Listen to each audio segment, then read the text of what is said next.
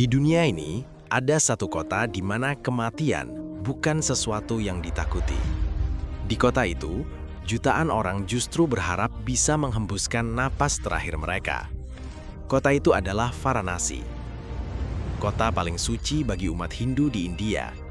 Bagi mereka, siapapun yang meninggal di sini akan terbebas dari siklus reinkarnasi yang tak berujung. Tidak ada lagi kelahiran kembali, tidak ada lagi penderitaan dunia. Jiwa akan mencapai moksha, pembebasan abadi.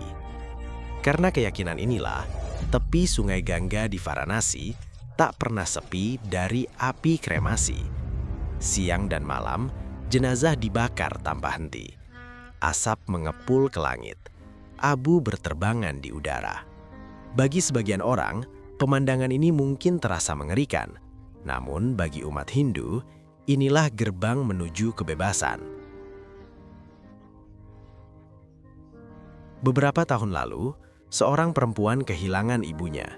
Ia membutuhkan waktu lama untuk mencoba menerima kepergian orang yang paling ia cintai. Namun kesedihan itu tetap tidak hilang.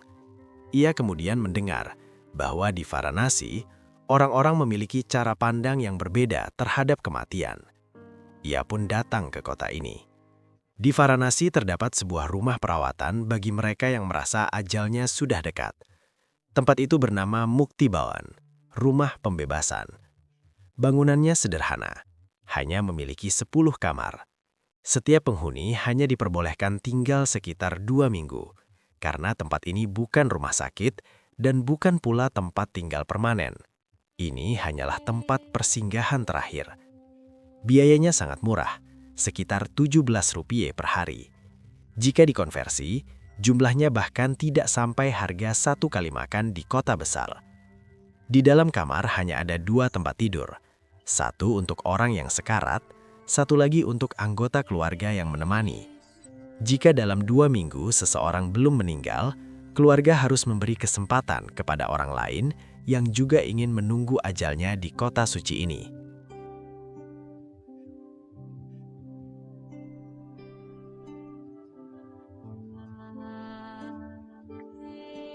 Bagi umat Hindu, Sungai Gangga adalah sungai paling suci. Mereka percaya airnya mampu membersihkan dosa. Dalam hidup, ada 3 momen penting untuk mandi di sungai ini: saat lahir, saat menikah, dan saat meninggal dunia. Meski penelitian menunjukkan air Gangga sangat tercemar, keyakinan mereka tak tergoyahkan. Sebagian orang bahkan meminum airnya setiap hari, percaya bahwa air tersebut membawa berkah dan kesehatan. Di mata mereka, tubuh hanyalah wadah, jiwa adalah yang abadi. Di tepi sungai terdapat lokasi kremasi tertua dan paling sakral. Api di sana dipercaya telah menyala selama ratusan tahun tanpa pernah padam. Setiap hari, puluhan hingga ratusan jenazah dibakar. Proses kremasi memakan waktu sekitar 3 jam. Untuk satu jenazah, dibutuhkan sekitar 4.000 kg kayu bakar. Biayanya mencapai sekitar Rp9.400, sekitar Rp1,7 juta. Anak laki-laki tertua dalam keluarga akan mencukur rambutnya sebagai tanda penghormatan terakhir kepada ayahnya. Dialah yang menyalakan api kremasi. Setelah api membesar, ia akan melakukan ritual simbolis memecahkan tempurung kepala sang ayah sebagai lambang pembebasan jiwa dari raga. Upacara berkabung berlangsung selama 13 hari.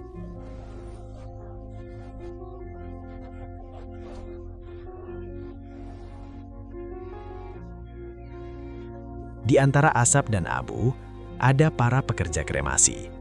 Salah satunya berusia 33 tahun dan sudah bekerja sejak usia 13 tahun. Setiap hari, ia membantu membakar beberapa jenazah.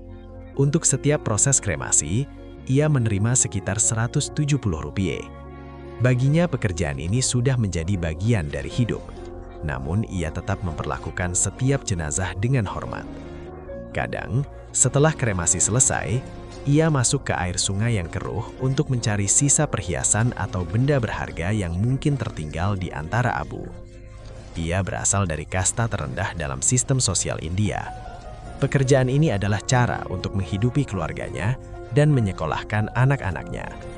Meski begitu, jika memiliki kesempatan, ia sebenarnya berharap bisa mendapatkan pekerjaan yang lebih baik. Suatu pagi, sebuah keluarga menerima kabar bahwa sang ayah yang berusia 82 tahun sedang berada di ambang kematian. Ia hanya bisa bertahan dengan bantuan alat pernapasan. Keluarganya berkumpul di kamar kecil di Mukti Bawan. Mereka tidak menunjukkan kesedihan berlebihan. Tentu ada duka, namun ada juga ketenangan. Mereka percaya jika sang ayah meninggal di Varanasi, ia akan terbebas dari siklus kelahiran kembali. Bagi mereka, kematian di kota ini adalah anugerah. Tiba-tiba, listrik padam. Alat bantu napas berhenti bekerja. Ruangan menjadi sunyi. Suasana terasa menyesakan. Beberapa saat kemudian, sang ayah menghembuskan napas terakhirnya.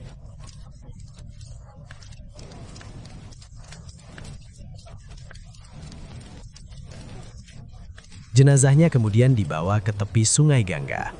Wajahnya tidak ditutup. Orang-orang yang lewat tampak biasa saja. Mereka sudah terbiasa melihat kematian sebagai bagian dari kehidupan sehari-hari.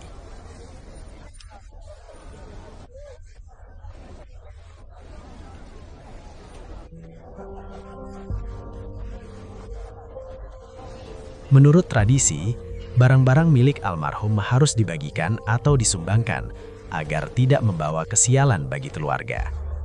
Kayu bakar ditumpuk rapi, tubuh diletakkan di atasnya, api dinyalakan. Perlahan, tubuh berubah menjadi abu.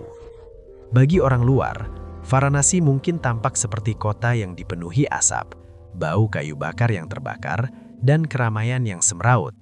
Namun bagi penduduknya, kota ini adalah tempat paling suci di dunia. Di sini, kematian bukanlah akhir. Kematian adalah transformasi. Kematian adalah pembebasan. Dan di tepi Sungai Gangga, kehidupan dan kematian berjalan berdampingan setiap hari.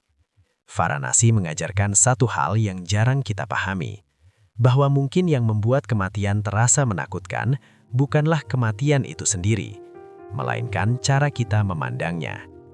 Kalau kamu berada di posisi mereka, apakah kamu akan memilih menunggu kematian di kota suci ini? Tulis pendapatmu di kolom komentar, dan subscribe untuk dokumenter mendalam lainnya tentang sisi dunia yang jarang kita lihat.